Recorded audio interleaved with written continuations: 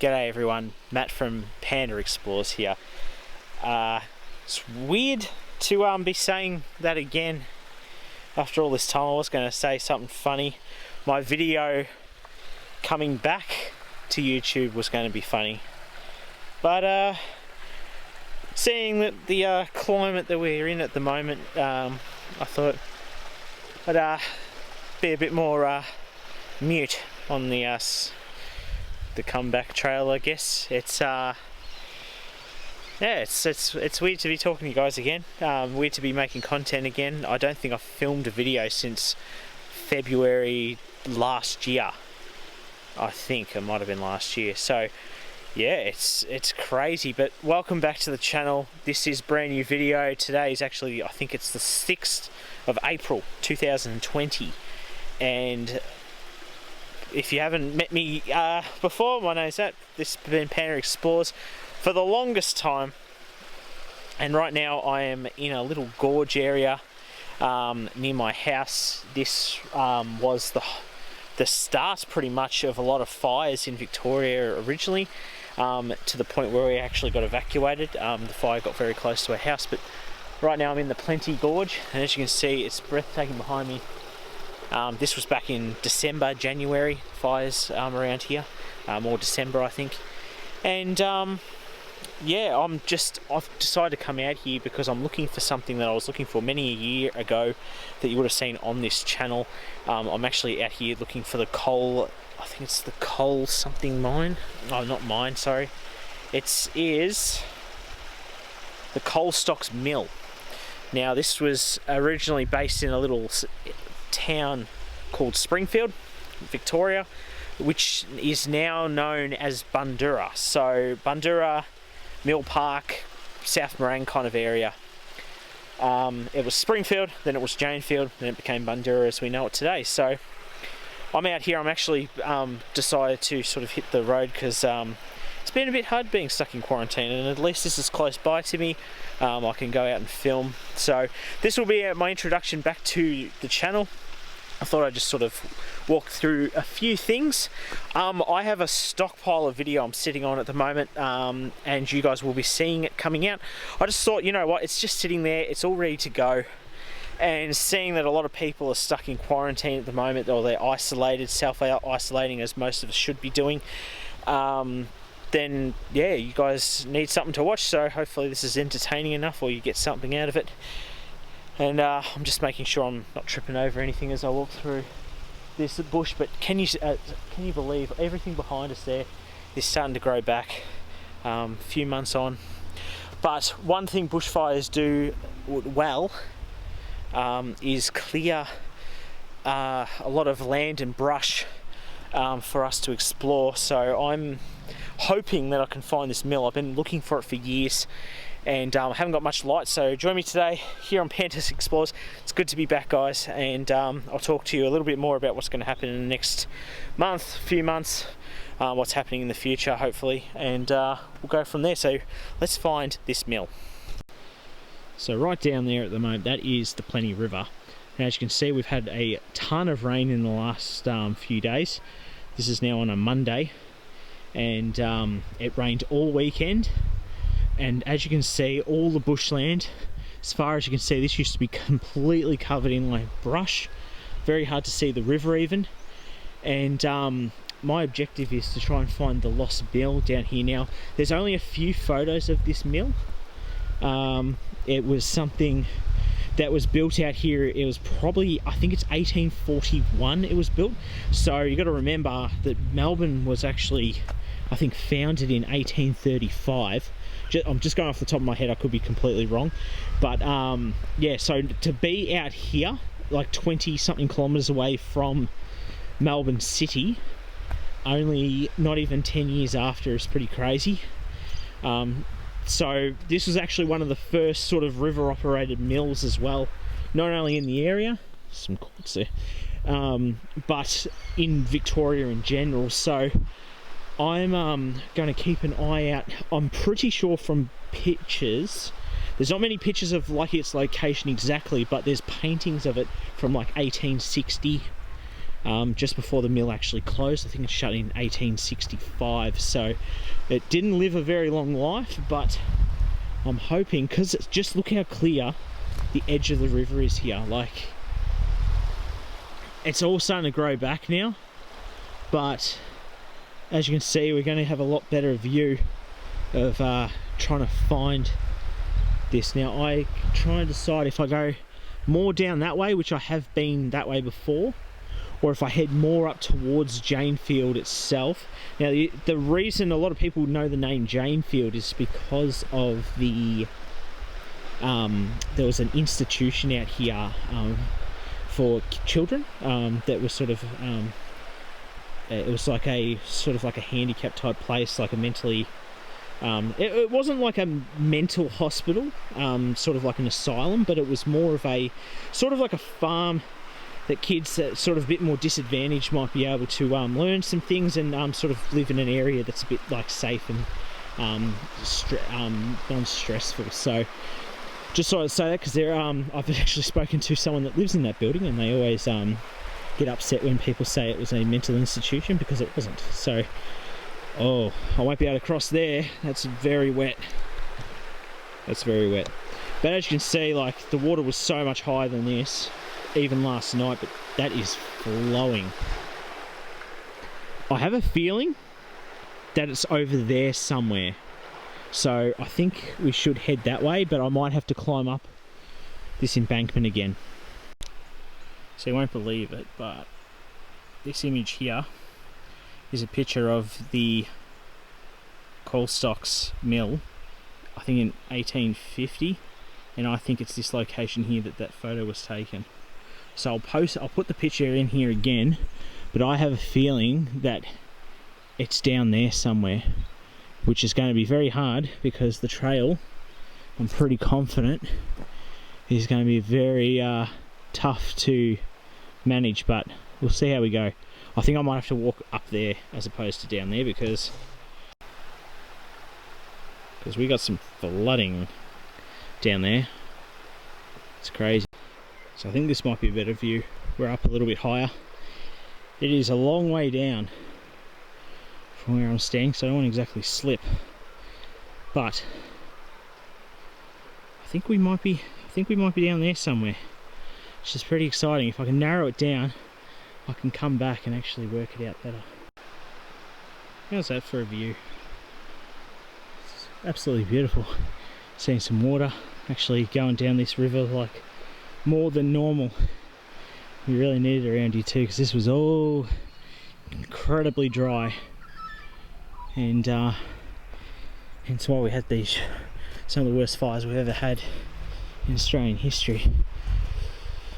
But it has cleared the way to be able to see.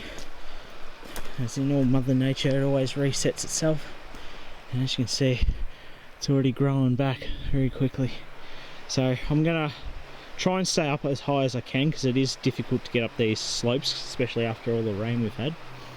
And I have a really good feeling that we're getting close. I'm working up a lot higher than I was last time when we found the old World War II camp. But if we find it, can't wait to come back and document it properly, because it is getting dark. I've only got about 20 minutes of light left, so hopefully we can get there before then.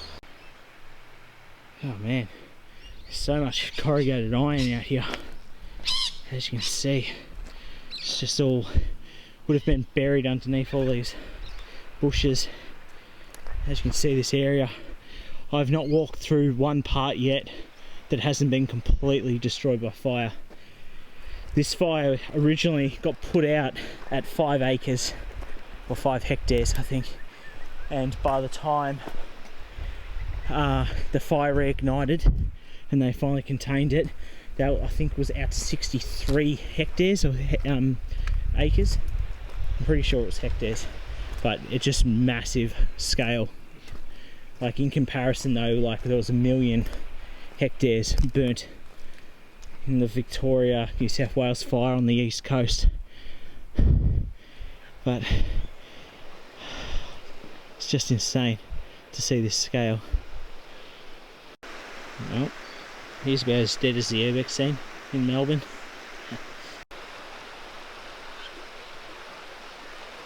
So therapeutic being out here and again. Just amazing. This is the area that I saw before, so I don't know if I'm lucky or over time that the river has taken a turn, which it might have eroded this whole corner. I mean, after 200 years you would expect that, so our little location could be down here somewhere. I'm just not too sure. No fucking, oh no, I shouldn't say that. No way. Look, that's it. That's the mill. That's the COULSTOCKS mill. I found it. I've spent years trying to find this, and now that the fire's burnt through, I can actually see it. This is unbelievable. Guys, I'm so stoked. I went out today, I had a feeling I might be able to find it.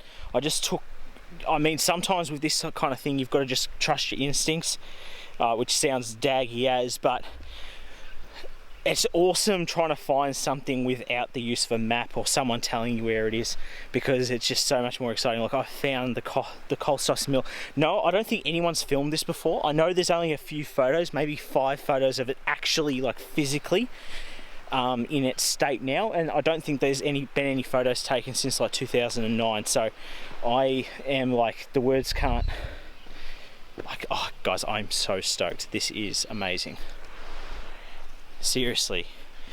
Because the reason I stopped filming was because of 2 reasons pretty much. One reason is that YouTube and I had a very close call on one of our last ever explores, and I don't exactly want to go through that again, and I will release that video eventually and explain what actually happened, because my camera turned off while it was happening. The other reason is that I got bored of it. Like, how many old factories like that are uninteresting? How many old houses that are uninteresting? Like, things that got graffiti and broken, like, oh wow, like, it's just not, to me, it's not worth it. Like, I got very spoilt in this whole urbex thing with we had a good run. Scotty and I and a few other guys that we met, we had a good run at one point of just brilliant places, and some of them we haven't been able to release still to this day. And that is so frustrating. But the thrill was gone out of it. Once you've seen some of these incredible places, and one day, guys, I will show you exactly what I mean, and you guys will be impressed by it too, because one of them, it will go down as my greatest ever experience explore. The place was just enormous, and yeah, there's some guys out there that know exactly what it is. But yeah, I just got over it. I've got the bug back again, but not to do the urbex in the old way. I want to show you guys like some history. I love history. I've always loved history. I learned a lot of that off my dad. My dad loved history, so this to me is what I love more. And I love the history of like older buildings, and if we do come across one that's brilliant, I will go there. But most of it I think now is going to be like historical stuff, the stuff that might be remnants still there, and tell the story about it. I think that's more important to me. And that's where I want the channel to go. I did want to do like like metal detecting and stuff, and I've got to buy a metal detector first of all, but I just want to make historical videos, I think, now. But we'll chuck in some random stuff in here and there. But I mean, this is one that I've been wanting to do for ages, and I'm glad I'm here to do it. So there she is in all her glory, the COULSTOCKS mill. So it's COULSTOCKS, COULSTOCKS mill, named after the family that first founded it, 1841. It was all over pretty much by 1865, and as you can see by the photos, where the mill is there, right here in front of us was where the river used to flow around this bend. As you can see, 200 years later, it's pretty much over there. And wow, I mean, how much has this changed? But I just had that feeling, like, I can't believe, I was just saying that in hope that, sorry, the bushes are there, but way over there when we showed you that photo of this mill, who would have thought that this was actually it right here? It's just Madness! I just can't believe it. I really want to get across there and get some photos. But I guess we're going to have to find out. But like, seriously. That's literally it right there. That photo taken in 1850. Sorry guys, 1850. And that's it there.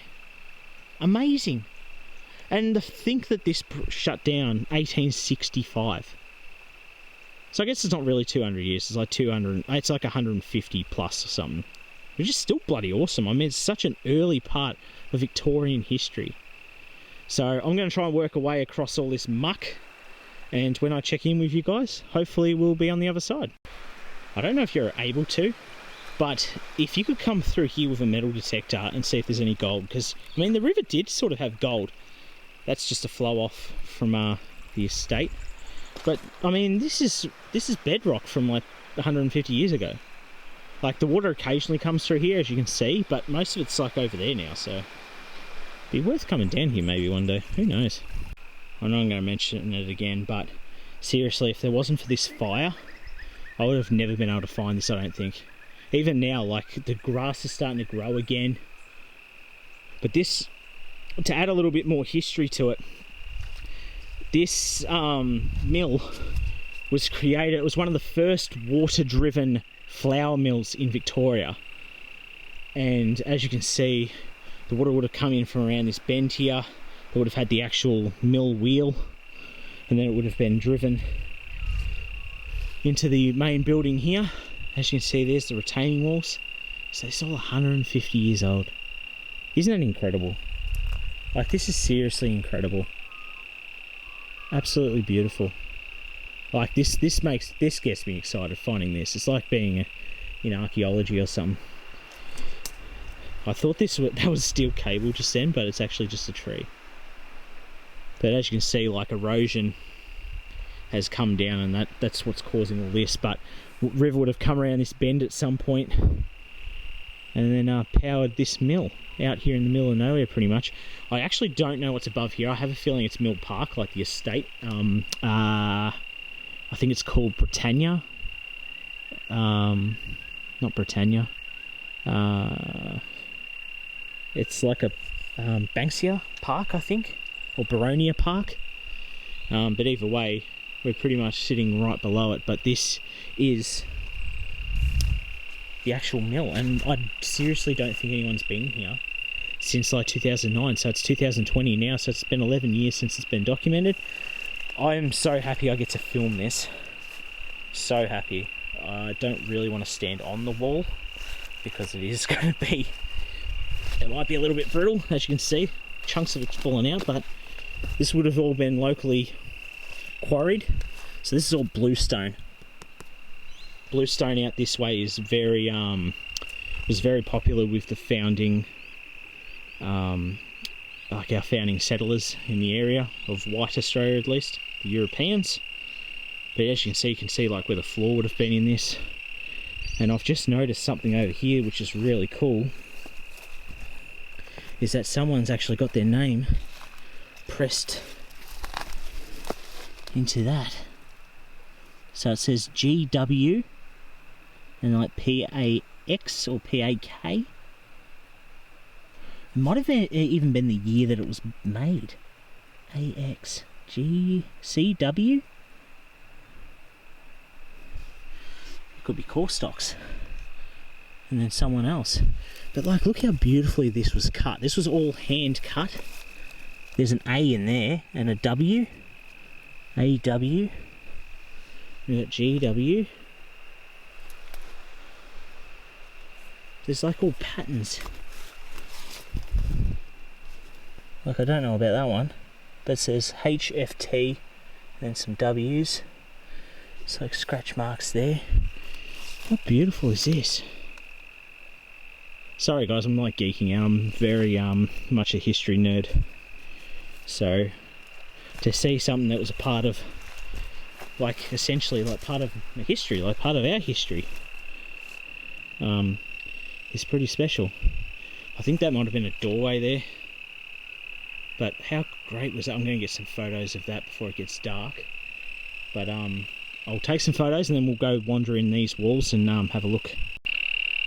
Okay, so I'm essentially standing on the back wall here. As you can see, like, erosion over the years has worn it down, but sorry about the crickets, guys, but this is actually built into the wall of the river. As you can see, there's all the slots for the timber flooring. It actually is relatively deep in this spot, but it must have gone down further, I feel, because otherwise it would have been right at water level. Even the floor. But it's just crazy to think. It's such a shame, like, I got here a little bit too late in terms of seeing it with no weeds or anything here. But, I mean, you take what you get. So, that's the wall there. Such precision too, like, we're talking 150 years ago. But, it's crazy. I'm trying to find a way down, guys. It's quite difficult. Now, I didn't actually think I was even going to make it here tonight. I thought that I might go out, I'll talk to you guys, have my reintroductions, and that would be it. But it's turned out to be really cool, and I'm really happy that I came out now. So this is the side of the wall. That's the last bit. So it's only this little cube. But I mean, seriously, like, for being so far out to build this is just insane. Like, just like, look at the brickwork out here, and it is a lot different to a lot of the bluestone houses that got built afterwards. Like, they didn't use this like tiny rock like that they could find. They were using like cutting it up proper, which makes it even more crazy. It's actually more like brick here, sort of nearly where the river would have been. I can't see any other foundations here for like the actual wheel, but I mean, it must be buried now, I guess. So I'll have a quick look out there.